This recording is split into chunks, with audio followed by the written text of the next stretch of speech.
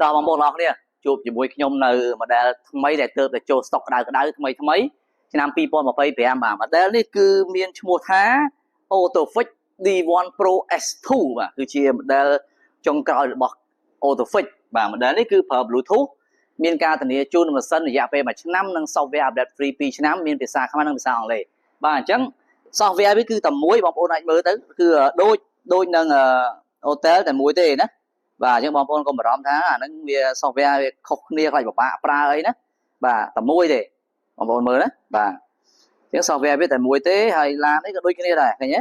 បាទ software តែមួយហើយនេះ series នេះដើរលឿនថ្មវាធំមានជាងដល់ 10000 ហើយ memory វាក៏ធំដែរមានដល់ទៅ 128GB បាទអញ្ចឹងបងប្អូនត្រូវការរួចរាល់ឡើងបាទម៉ាស៊ីន series ថ្មីចុងក្រោយគេនេះបងប្អូនក៏មិនជឿណាkalauថាខ្ញុំកុហកអីណាបាទអាចមើលបាននេះឃើញទេ D1 Pro S2 Autofix បាទ Hotel គឺជារោងចក្រតែមួយទេអញ្ចឹងបងប្អូនមានតម្រូវការ software តែមួយម៉ាស៊ីន series ថ្មីហើយងាយស្រួលប្រើដើរលឿនមានការធានាជូនដូចគ្នាតម្លៃធូរថ្លៃជាងអូខេបាទអញ្ចឹងបងប្អូនមានតម្រូវការឬក៏មានចំណងអាចសាកសួរបានអរគុណជំរាបលាបាទ